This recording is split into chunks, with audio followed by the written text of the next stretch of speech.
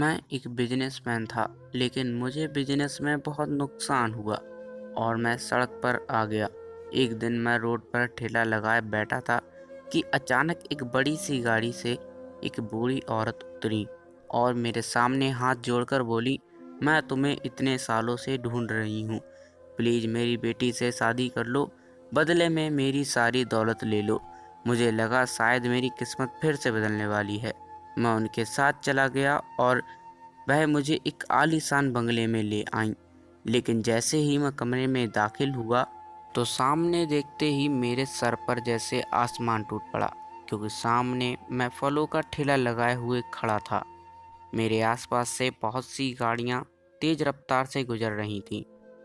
मैं हर एक चीज को बड़ी हसरत से देख रहा था।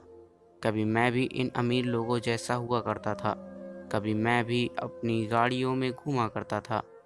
मगर अब ये हालात हैं कि मेरा सब कुछ लुट चुका है। इसका कसूरवार कोई और नहीं बल्कि मेरा बहुत करीबी दोस्त था, जिसने मेरे साथ इतना बड़ा धोखा किया। हुआ कुछ यूँ था कि मैं बहुत ही अमीर माँ बाप की औलाद था। ऊपर वाले का दिया मेरे पास सब कुछ था। मेरे डैड ने पहले ही मेरे लिए जायदाद के अंबार लगाए हुए थे। मगर मेरे दिल में ये चाह पैदा हो गई थी कि मैं अपना खुद का भी नाम बड़ा करूं। मैं कोई ऐसा काम करूं कि लोग मान जाएं कि सेठ यादव तो था ही बहुत काबिल, पर उनका बेटा भी किसी से कम नहीं। उन्हीं दिनों मेरा एक बहुत करीबी दोस्त दुबई से 5 साल बाद लौटकर आया था। उसने मुझे बताया कि वह इतने पैसे लाया है कि आसानी से अपनी ज़िंदगी गुजार सकता है। मैंने उससे कहा कि तुम मेरे साथ इन्वेस्टमेंट करो, हम अपना बिजनेस आसमान तक ले जाएंगे। वह मान गया और बोला तो हम 50-50 में बिजनेस करते हैं। सबसे बड़ी बेवकूफ़ी मुझसे ये हुई थी कि मैंने सोचा कि दोस्त के साथ कागजी कार्रवाई करने की क्या ज़रूरत है। उसने इसी चीज़ का फ़ायदा उठाया और आहिस्ता आहिस्ता से मेरा सारा पैसा ऐंठ लिया। उसने मुझे सड़क पर ला खड़ा कर दिया। मैं इस सदमे से संभल ही नहीं पा रहा था। मैं कई दिनों अस्पताल में एडमिट रहा। मेरी माँ की भी तबीयत बहुत ख़राब रहने लगी। हम पर तो खाने के भी लाले पड़ने लगे थे। कई बार तो ऐसा होता था कि मैं माँ के लिए बाहर से कुछ ले आता था, मगर मेरी अपनी भूख ज्यों की त्यों रह जाती थी, क्योंकि मेरे पास अपने लिए एक रोटी खरीदने के भी पैसे नहीं होते थे। अब हालात इस कदर बिगड़ गए थे कि माँ को भी भूखा रहना पड़ता था। मुझसे ये बर्दाश्त नहीं हो रहा था, इसीलिए मैंने फलों की रेडी लगाई थी।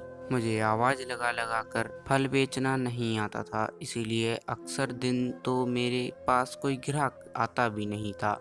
मैं हसरत भरी नज़रों से हर चीज़ को देखता रह जाता था। आज भी कुछ ऐसा ही हुआ। सुबह से मेरे पास एक भी ग्राहक नहीं आया था।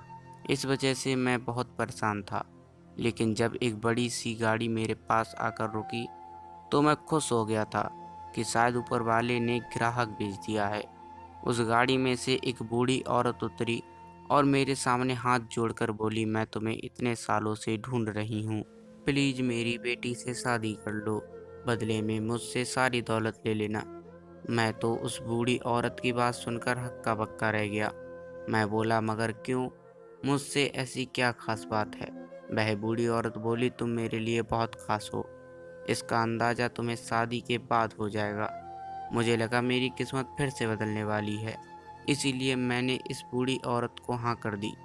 मैंने उससे कहा कि वक्त और जगह बता दो, मैं बारात लेकर आ जाऊंगा। वह औरत बोली, नहीं नहीं, मेरे पास इतना वक्त नहीं है, तुम अभी मेरे साथ चलो, मैं अभी ये शादी करवाना चाहती हूँ। मुझे कुछ सही नहीं लग रहा था। कोई और हालात होते तो मैं इस शादी के लिए कभी हाँ नहीं करता, मगर अब मैं इतने बड़े ऑफर को ठुकरा नहीं सकता था। मुझे जायदाद मिल जाती तो मैं फिर से अपना बिजनेस खड़ा कर सकता था, इसीलिए मैं उनके साथ चला गया। जब वह मुझे एक आलीशान महल में लाए और फिर शादी के कागजात पर साइन करवाने के बाद वह मुझसे कहने लगी, तुम अपनी पत्नी के पास कमरे में जाओ। मैंने उनकी बात मान ली, लेकिन जैसे ही मैंने कमरे का दरवाज़ा खोला तो ये देखने से ही मेरे सर पर आसमान गिर पड़ा कि बेड पर कोई और लड़की नहीं बल्कि अनुषा थी। हम दोनों कॉलेज में एक साथ पढ़ते थे। मैं उसके हुस्न से बहुत खुश था, मगर वह मेरे जाल में फंसती ही नहीं थी। फिर मैंने उसे मोहब्बत के झांसे में फंसा लिया, उसके साथ जीने मरने की कसम खाई थी। फिर जब उससे दिल भर गया तो मैंने बोला, हम दोनों के स्टेटस में बहुत फ़र्क है, तुम मेरे आगे कुछ नहीं हो। मेरी बात सुनकर वह रोने लगी थी।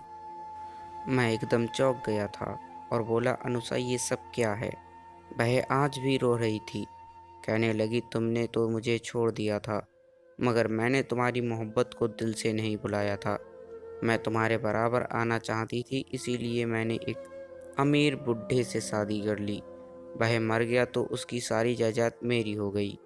देखो ना नितिन, तुम भी मेरी बद्दुआ से कहाँ आ गए कि तुम्हें पैसे के लिए मुझसे शादी करनी पड़ी।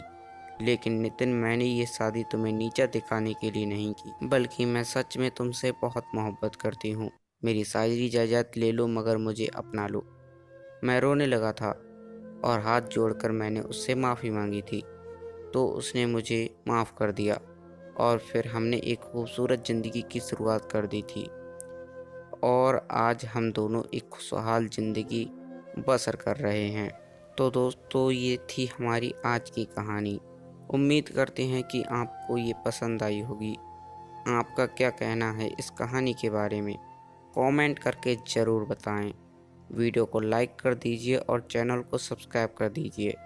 साथ में घंटी को दबाकर ऑल पर सेट कर लें, ताकि आने वाली वीडियो तुरंत मिले। मुझे दीजिए अगली वीडियो तक की इजाज़त। तब तक के लिए धन्यवाद।